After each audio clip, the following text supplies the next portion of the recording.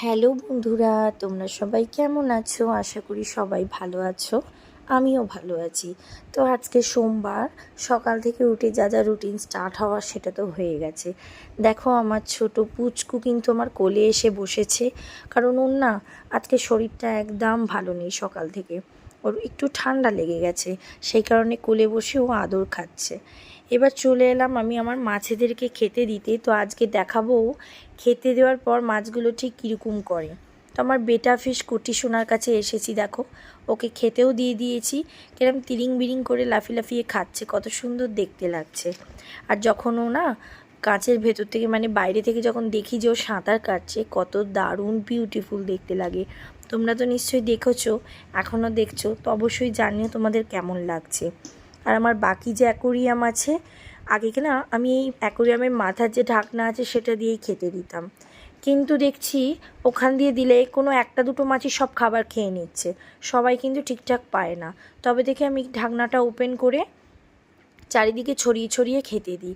কত সুন্দর দেখতে লাগছে দেখো। তোমাদের কেমন লাগছে তোমরা কিন্তু অবশ্যই কমেন্টের মাধ্যমে জানাবে। আর এরপর কিন্তু আমার ওই যে ছোটো ছোটো উইডো ফিশগুলো আছে তাদেরকে কিন্তু আমি খেতে দেবো। লাল, নীল, সবুজ, কত নানা রঙের। ওদের দেখে না একটা কবিতা মনে পড়ে যাচ্ছে। কাচের ঘরে জলের মাঝে খেলছে তারা নানান সাজে, লাল নীল হলুদ কত রঙের খেলা, কাটছে তাদের মধুর বেলা, পাখনা মেলে দিচ্ছে দোলা জলের বুকে ঢেউয়ের গোলা, ছোট্ট মুখের মিষ্টি হাসি, রঙিন মাছ তোমায় ভালোবাসি। দেখো এই ফিশগুলোকে খেতে দিচ্ছে কিন্তু আমার ছোট্ট পকু।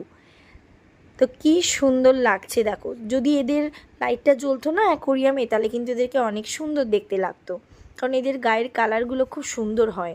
তো অ্যাকোরিয়ামের আলো জ্বললে এদেরকে দেখতেও খুব সুন্দর লাগে। তো এনাদেরকে দেওয়ার পর আর একটা যে অ্যাকোরিয়াম আছে আমার, যেখানে অ্যাঞ্জেলার হোয়াইট মিল্কি ফিশগুলো রয়েছে, তাদেরকেও খেতে দিচ্ছি। আর এরা না এত দুষ্টু, মানে ভীষণ বদমাইশ, মানে দেওয়ার সাথে সাথে একদম নিমেষের মধ্যে খাওয়া একদম ফিনিশ করে ফেলে। তো দেখো কীরকম এদিক ওদিক করে খাচ্ছে, খুব সুন্দর দেখতে লাগছে। আমার ভালো লাগছে বলেই কিন্তু আমি ভিডিও করে তোমাদের সাথে শেয়ার করছি। তোমরা কিন্তু দেখে অবশ্যই জানিও তোমাদের কেমন লাগছে। সব করার পর আমি এখানটা বসে না একটু রেস্ট করছিলাম, একটু সময় স্পেন্ড করছিলাম।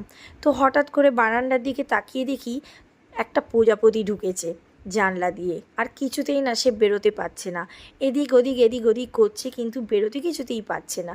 অ্যাটলিস্ট কিন্তু সে বেরিয়ে গেল।